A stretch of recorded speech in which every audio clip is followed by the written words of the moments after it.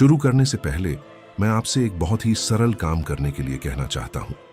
एक हाथ अपने सीने पर रखें, ठीक वहां जहां आप अपने दिल की धड़कन महसूस करते हैं।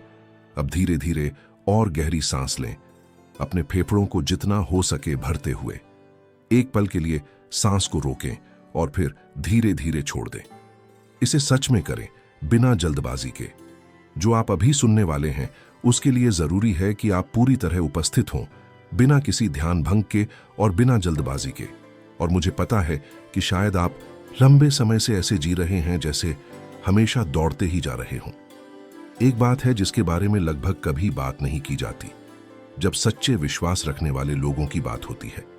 यहां तक कि जिनके पास गहरी आस्था होती है, वे भी कभी कभी रातों में चुपचाप जागते रहते हैं, दिल चिंताओं से भरा हुआ। वे आराम करने के लिए आंखें बंद करते हैं, लेकिन मन रुकता नहीं। विचार आते रहते हैं, वे हिसाब जो मेल नहीं खाते, वे प्रार्थनाएं जिनका जवाब मिलता हुआ नहीं लगता, और वह लगातार रहने वाली भावना कि आप सब कुछ वही कर रहे हैं जो आपको करना चाहिए। विश्वास करना, क्षमा करना, मदद करना, इंतजार करना। और फिर भी जीवन उतना खुलता हुआ नहीं दिखता जितना दूसरों के लिए खुलता है।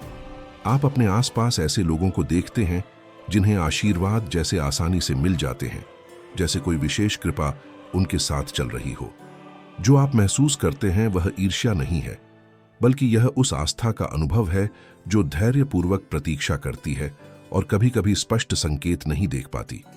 और जब यह प्रतीक्षा बहुत लंबी हो जाती है तो यह एक ऐसे दर्द में बदल सकती है जिसे समझाना मुश्किल होता है। एक गहरी भावना जिसका कभी कभी कोई नाम भी नहीं होता। अगर यह संदेश आपके पास पहुंचा है तो इसे एक अर्थपूर्ण संयोग की तरह लें। टिप्पणियों में लिखें कि आप इस समय किस शहर या देश से सुन रहे हैं। इसे केवल एक जानकारी के रूप में न लिखें, बल्कि उपस्थिति के एक छोटे से संकेत के रूप में, यह घोषित करने के एक तरीके के रूप में कि आप यहां उद्देश्य के साथ हैं। और अगर आपने अभी तक सदस्यता नहीं ली है तो आप इसे अपने आप से एक प्रतिबद्धता की तरह कर सकते हैं, अपने आप को याद दिलाने के लिए कि आपका आध्यात्मिक विकास भी ध्यान के योग्य है। इससे पहले कि मैं आपको बताऊं कि कौन सा अक्षर लिखना है और किस हाथ में लिखना है, मुझे आपको आपके नाम के बारे में कुछ महत्वपूर्ण बताना होगा। वही नाम जो आपके माता पिता ने आपके लिए चुना था। शायद किसी ने आपको पहले कभी यह समझाया नहीं होगा, न किसी पादरी ने, न किसी पुजारी ने, न किसी आध्यात्मिक गुरु ने। जब आप समझेंगे कि वास्तव में यह क्या दर्शाता है, तो दिव्य शक्ति से संवाद करने का आपका तरीका पूरी तरह बदल सकता है। सबसे पहले टिप्पणियों में लिखें, मैं चुना गया हूं। इसे अहंकार से नहीं बल्कि एक आंतरिक स्वीकार के रूप में लिखें, जैसे आप किसी ऐसे आह्वान का उत्तर दे रहे हों जो हमेशा से आपके बोले जाने की प्रतीक्षा कर रहा था। आपका नाम केवल एक लेबल नहीं है जिसे किसी ने किसी किताब से यूं ही चुन लिया हो। कई आध्यात्मिक परंपराओं में जो हजारों वर्षों से चली आ रही हैं, जैसे हिब्रू रहस्यवाद की कब्बाला परंपरा, कुछ अफ्रीकी परंपराएं जैसे योरूबा या मध्यकालीन ईसाई गूढ़ परंपराएं, यह माना जाता है कि नाम केवल किसी व्यक्ति का वर्णन नहीं करता, बल्कि उसे बुलाता भी है। यह एक प्रकार की आध्यात्मिक तरंग या हस्ताक्षर का प्रतिनिधित्व करता है जो इन मान्यताओं के अनुसार जन्म से पहले ही अस्तित्व में होता है, और दुनिया केवल उस दिन उसे जोर से पहचानती है जब आप जीवन में आते हैं। दिलचस्प बात यह है कि आधुनिक न्यूरोसाइंस ने भी किसी दूसरे दृष्टिकोण से इस विचार के करीब की एक बात देखी है। भले ही विज्ञान आत्माओं या आध्यात्मिक नियति की बात नहीं करता, लेकिन उसने पाया है कि जब कोई व्यक्ति अपना नाम सुनता या देखता है तो मस्तिष्क का एक विशेष हिस्सा सक्रिय हो जाता है, जिसे मीडियल प्रीफ्रंटल कॉर्टेक्स कहा जाता है। यह क्षेत्र किसी और शब्द पर उसी तरह प्रतिक्रिया नहीं करता, चाहे भाषा कोई भी हो। किसी न किसी तरह आपका नाम आपके मन और ध्यान पर एक अनोखा प्रभाव डालता है। मीडियल प्रीफ्रंटल कॉर्टेक्स आत्म जागरूकता, पहचान की भावना और उस गहरी अनुभूति से जुड़ा होता है कि किसी चीज का हमारे लिए व्यक्तिगत अर्थ है। इसलिए आपका नाम मस्तिष्क द्वारा किसी साधारण शब्द की तरह संसाधित नहीं किया जाता। उसका प्रभाव अलग होता है, जैसे वह मन को अधिक सीधे तरीके से छू लेता हो, लगभग ऐसे जैसे मस्तिष्क हमेशा से उसे पहचानने के लिए तैयार रहा हो। अब एक प्रश्न उठता है, जिस पर बहुत कम लोगों ने रुक कर विचार किया है। यदि आपका नाम आपके लिए मौजूद सबसे निजी संकेत है, एक अनोखी तरंग जिसे पूरे ब्रह्मांड में कोई और साझा नहीं करता, तो पिछले वर्षों में कितनी बार आप सोने से पहले उसके बारे में सोचते हुए सोए हैं? अधिकांश लोग तो इसके बजाय चिंताओं से भरे मन के साथ सोते हैं। जो कमी है, जो दर्द देता है, जो उम्मीद के मुताबिक नहीं हुआ। यह ऐसा है जैसे हम सभी एक आंतरिक चैनल के साथ पैदा हुए हों, एक प्रकार का एंटेना जो हमारे अंदर पहले से ही लगा हुआ है, दुनिया में आने से पहले से। लेकिन लगभग किसी ने हमें यह नहीं सिखाया कि उसे सक्रिय करना हमारी ही जिम्मेदारी है। और दिलचस्प बात यह है कि उसे सक्रिय करने का सबसे सही क्षण वही है जिसे बहुत से लोग हर रात अनजाने में खो देते हैं। जो मैं अब आपको समझाने जा रहा हूं, उसके लिए न पैसे की जरूरत है, न किसी विशेष वस्तु की, और न ही किसी असाधारण क्षमता की। इसके लिए पूर्ण आस्था भी आवश्यक नहीं है। आपको केवल अपनी हथेली, अपना नाम और वह क्षण चाहिए जो हर रात स्वाभाविक रूप से आता है। वह पल जब आप लाइट बंद करते हैं और सन्नाटा कमरे को भरने लगता है। वही पल जिसे अक्सर लोग चिंताओं या दर्दनाक यादों को दोहराने में बिताते हैं, आज से आपके दिन के सबसे मूल्यवान क्षणों में से एक बन सकता है। यह केवल एक प्रतीकात्मक विचार नहीं है। वैज्ञानिक अनुसंधान और सदियों पुरानी आध्यात्मिक परंपराएं एक दिलचस्प बात पर सहमत हैं। सोने से ठीक पहले का क्षण एक विशेष मानसिक अवस्था होती है। उस समय मन जागृति और गहरी नींद के बीच होता है। एक संक्रमण जिसे अलग अलग संस्कृतियों ने अलग अलग तरीकों से वर्णित किया है, लेकिन हमेशा एक ही विचार के साथ। यह एक दहलीज है। एक पल के लिए कल्पना करें कि आपका नाम एक व्यक्तिगत एंटेना की तरह काम करता है, जो आपके जन्म से पहले ही आपके भीतर स्थापित हो चुका है। यह केवल एक अर्थहीन रूपक नहीं, बल्कि एक अनोखा संकेत है जो केवल आपकी अपनी आवृत्ति के लिए ही सटीक रूप से समायोजित है। बहुत से लोग अपनी पूरी जिंदगी इस एंटेना को कभी खोले बिना ही बिता देते हैं। उन्हें यह एहसास भी नहीं होता कि वे लगातार भय, जल्दबाजी या कमी की भावना जैसी भावनाओं से प्रसारण कर रहे हैं, जबकि उनके भीतर कुछ कहीं अधिक सटीक मौजूद है, जो उन्हें उस गहराई से जोड़ सकता है जो दिखाई देने वाली दुनिया से भी परे है। आज रात लाइट बंद करने से पहले आप एक बहुत ही सरल सा संकेत कर सकते हैं, जिसे आपकी तर्क संगत सोच शायद बहुत साधारण समझकर नजरअंदाज करना चाहे। अपने प्रमुख हाथ की तर्जनी उंगली से दूसरे हाथ की हथेली पर अपने नाम का पहला अक्षर धीरे धीरे बनाइए। इसे शांत मन से करें। एक बार, फिर दूसरी बार और अंत में तीसरी बार। जब आप यह रेखा बना रहे हो, अपने पूरे नाम को मन ही मन दोहराएं। इसे जोर से न बोलें, बस इसे हल्के से सोचें, जैसे कोई अंदरूनी फुसफुसाहट हो। जब आप समाप्त करें, उस हाथ को धीरे से बंद कर लें, जैसे आप किसी महत्वपूर्ण चीज को अपने अंदर संभाल कर रख रहे हो। आप चाहें तो इसे अभी भी आजमा सकते हैं। इससे फर्क नहीं पड़ता कि आप कहां हैं, घर पर, काम पर या किसी और जगह। अपना हाथ फैलाएं और अक्षर को शांति से एक बार बनाइए, फिर दूसरी बार और अंत में तीसरी बार। कई बार शरीर उस बात को पहले समझ लेता है जिसे मन अभी समझने की कोशिश कर रहा होता है। लेकिन एक दूसरा छोटा सा विवरण भी है जिसे अक्सर लोग नजरअंदाज कर देते हैं और जो वास्तव में बहुत महत्वपूर्ण है। यह संकेत करने के बाद तुरंत किसी ध्यान भंग करने वाली चीज से बचें। फोन न उठाएं, स्क्रीन न देखें और कोई दूसरी गतिविधि शुरू न करें।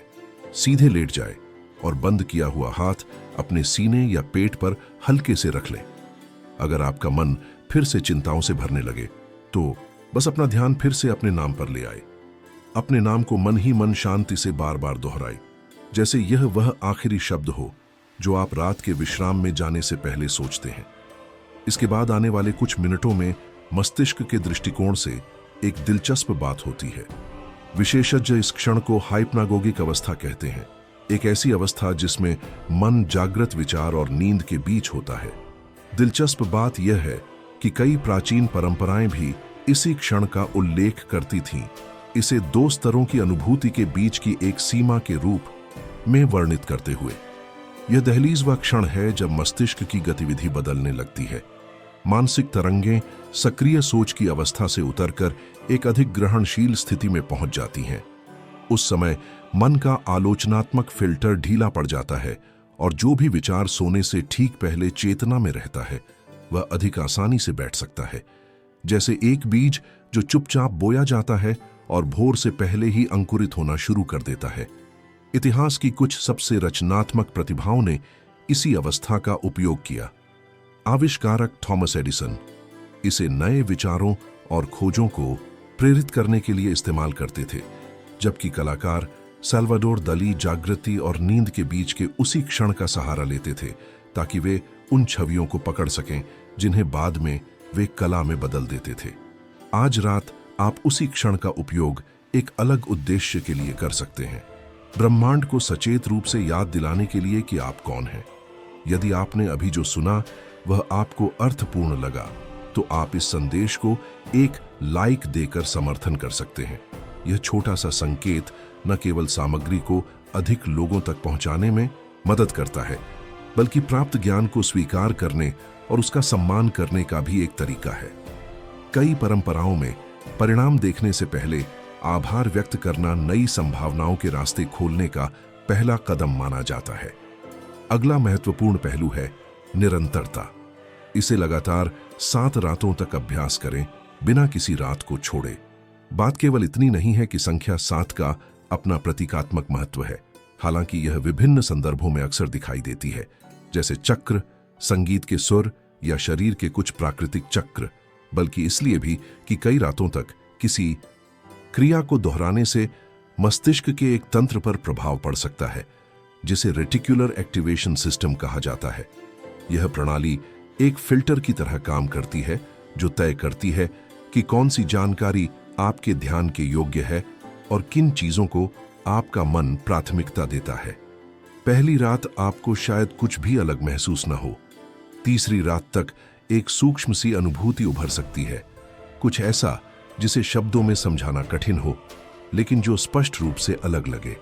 7वीं रात तक कई लोग अधिक स्पष्टता महसूस करते हैं, जैसे कोई ऐसा वाद्य यंत्र जो हमेशा मौजूद था, लेकिन अब हर तार को धीरे धीरे समायोजित करने के बाद सही तरह से सुर में आ गया हो।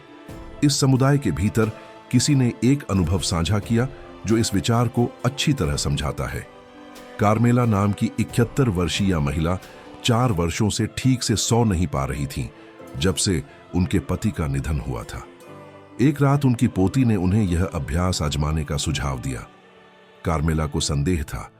उन्हें लगता था कि उनकी उम्र में अब वे ऐसी बातों पर विश्वास नहीं करती। फिर भी उन्होंने कोशिश करने का फैसला किया क्योंकि उनके पास खोने के लिए कुछ भी नहीं था। पहली रात कुछ खास नहीं हुआ, दूसरी रात भी नहीं, लेकिन तीसरी रात उन्हें अपने पति के साथ एक सपना आया। ऐसा सपना जो 4 साल में कभी नहीं आया था। सपने में उन्होंने कुछ कहा नहीं, वे बस उनके पास शांति से बैठे थे। जब कार्मेला जागी तो उन्हें दुख नहीं हुआ, इसके विपरीत वे मुस्कुराईं। उनके जाने के बाद पहली बार उन्हें ऐसा लगा कि वे गायब नहीं हुए थे, बल्कि किसी तरह बस किसी और स्थान पर चले गए थे। उन्होंने कभी यह नहीं कहा कि यह सब केवल उस अभ्यास की वजह से हुआ, बल्कि उन्होंने सोचा कि इतने लंबे समय बाद पहली बार वे यह याद करते हुए सोई थीं कि वे वास्तव में कौन हैं। कार्मेला उनका पूरा नाम, वही नाम जिससे उनके पति उन्हें पुकारते थे। जो कमी उन्हें महसूस होती थी उसके बारे में सोचकर सोने के बजाय वे अपनी पहचान को याद करते हुए सो गईं। फिर भी अभ्यास के लगभग चौथे दिन के आसपास अक्सर कुछ और दिलचस्प होता है। बहुत से लोग बाहरी संकेतों की उम्मीद करने लगते हैं। कोई अप्रत्याशित फोन कॉल, अचानक मिला अवसर, कोई खुलता हुआ दरवाजा या कोई उल्लेखनीय संयोग। और कभी कभी ऐसा होता भी है। संयोग मानव अनुभव का हिस्सा है और वर्षों से उनका अध्ययन किया गया है, लेकिन सबसे शक्तिशाली संकेत आमतौर पर बाहर से नहीं आता, वह भीतर से उभरता है, एक शांत निश्चितता के रूप में जिसे किसी तर्कसंगत स्पष्टीकरण की आवश्यकता नहीं होती। यह तब प्रकट हो सकता है जब आप सुबह चेहरा धो रहे हों, जब आप चुपचाप चल रहे हों, या यहां तक कि एक प्रार्थना और दूसरी के बीच के छोटे से अंतराल में अचानक आप खुद को एक अलग तरीके से देखने लगते हैं। उस क्षण आप खुद को किसी ऐसे व्यक्ति के रूप में नहीं देखते जो चुने जाने की प्रतीक्षा कर रहा है। आप खुद को उस व्यक्ति के रूप में देखना शुरू कर देते हैं जो हमेशा से चुना हुआ था, बस लंबे समय तक उसे भूल गया था। यह भावना उस संकेत या उस अभ्यास से स्वयं उत्पन्न नहीं होती। यह अभ्यास केवल रास्ता साफ करता है ताकि वह चीज उभर सके जो हमेशा से तुम्हारे भीतर मौजूद थी। और जब यह स्पष्टता प्रकट होती है तो बहुत से लोग एक महत्वपूर्ण बात समझते हैं। समस्या कभी आस्था की कमी नहीं थी, बल्कि यह थी कि किसी ने उन्हें यह नहीं सिखाया कि वे स्वयं भी संवाद की शुरुआत कर सकते हैं। जब तुम ये शब्द सुन रहे थे, संभव है कि किसी का चेहरा तुम्हारे मन में आया हो, कोई परिवार का सदस्य, कोई मित्र या कोई प्रिय व्यक्ति जो इस समय कठिन दौर से गुजर रहा है और शायद अभी तक यह नहीं जानता कि रात की शांति के बीच सुकून पाने के लिए ऐसी छोटी छोटी विधियां भी होती हैं। अगर इस संदेश को सुनते समय तुम्हें किसी का ख्याल आया हो जिसे इसकी जरूरत हो सकती है, तो इसे अभी उसी व्यक्ति के साथ साझा करो। कोई स्पष्टीकरण देने या अतिरिक्त टिप्पणी जोड़ने की आवश्यकता नहीं है, बस इसे भेज दो और संदेश को स्वयं पहुंचने दो। कभी कभी किसी और तक आशा का एक शब्द पहुंचाने का पुल बन जाना सबसे उदार कार्यों में से एक होता है, और ऐसे कार्य कभी अनदेखे नहीं जाते। जो अब तुम्हारे पास है वह केवल एक तरीका या तकनीक नहीं है, यह अधिक एक प्रतीकात्मक चाबी की तरह है जो उस आंतरिक संवाद का द्वार खोलती है जो हमेशा से तुम्हारे लिए उपलब्ध था। कई बार कोई हमें यह नहीं सिखाता कि उस बातचीत को कैसे शुरू किया जाए, क्योंकि हम यह सोचकर बड़े होते हैं कि हमें किसी बाहरी संकेत का इंतजार करना चाहिए, जबकि वास्तव में पहला कदम हमारे भीतर से ही शुरू हो सकता है। तुम्हारा नाम एक अद्वितीय पहचान का प्रतिनिधित्व करता है, और नींद से ठीक पहले का वह क्षण जब मन शांत हो जाता है और सन्नाटा उभरता है, सदियों से आंतरिक जुड़ाव का एक विशेष बिंदु माना गया है। मस्तिष्क के कार्य पर आधुनिक शोध और अनेक आध्यात्मिक परंपराएं इस बात पर सहमत हैं कि उस क्षण में एक विशेष गुण होता है।